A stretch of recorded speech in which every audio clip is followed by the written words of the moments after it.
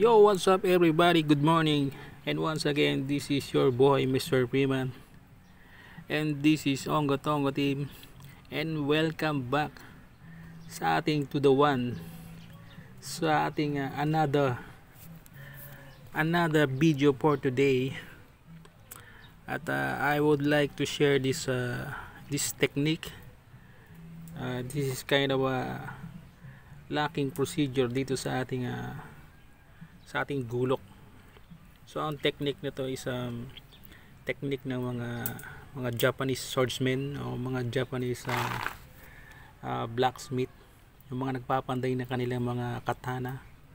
So usually ang ginagamit nila dito is yan nga, naglalagay dito sila ng butas, tapos doon tagos doon dito sa tulo o sa bandang handle na kanilang swords. So before anything else, hermanos and hermanas, I would like to manghingi naman dyan ng kaunting support.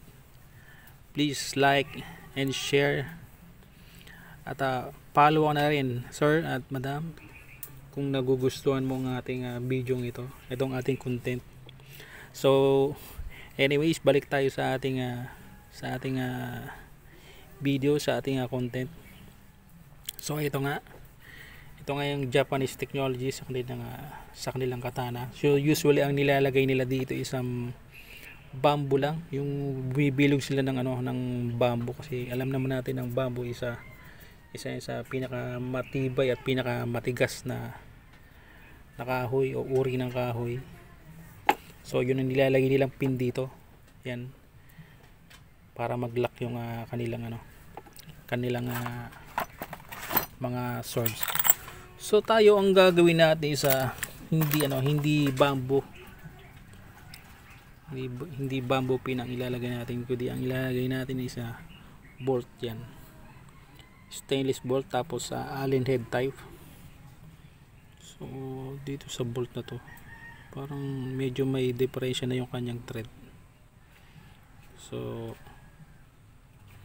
tingnan natin kung obra pa siya. So anyways, so ginawa nga natin ito isa para may prevent na yung pagtanggal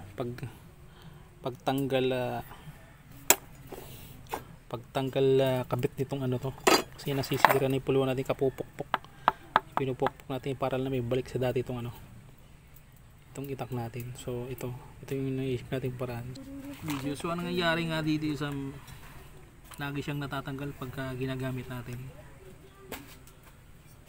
So ito na, so lalagyan na natin siya ng lock para hindi na siya mahubad. So ayan,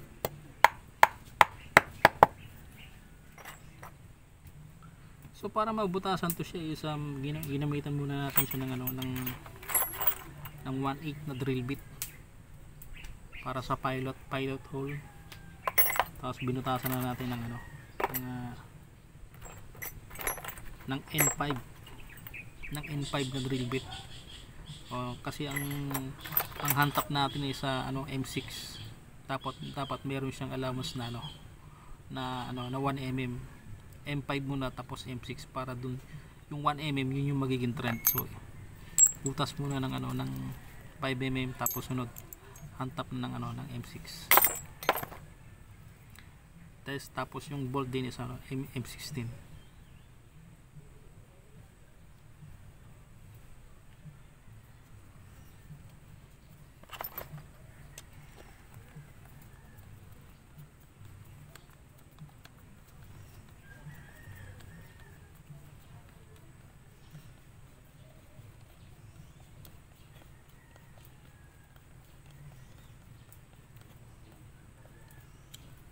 So yun nga, nagkaroon ng diferensya rito sa natin, sa maiksi nating bolt.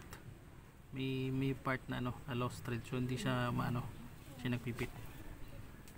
So gamitan natin ng mahaba. Sacrifice ko na to.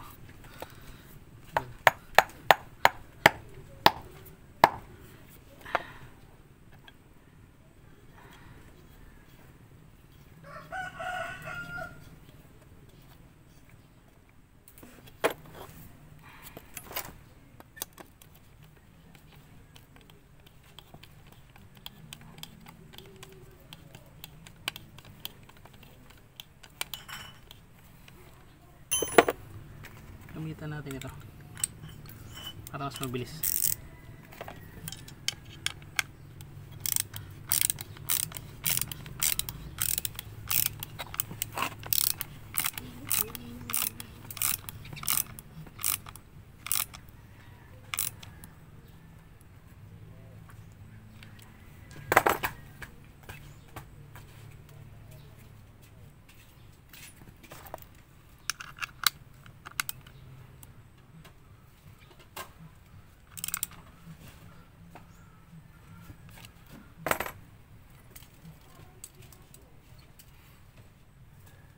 So ayan, nailak na natin.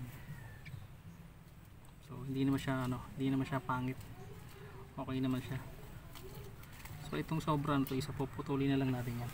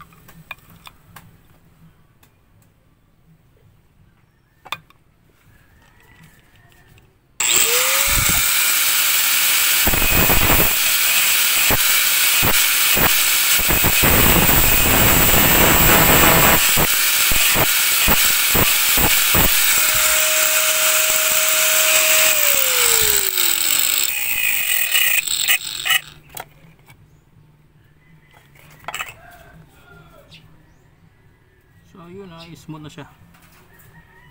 So ito na yung finished job natin. Ayan.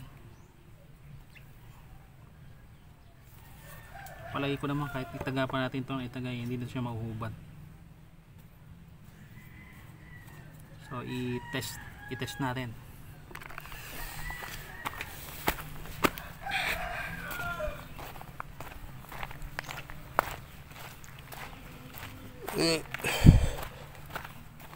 So dapat di siya angat.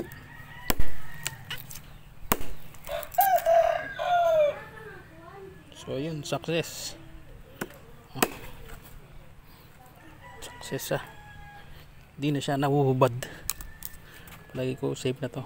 Napaka safe natin ng gamitin.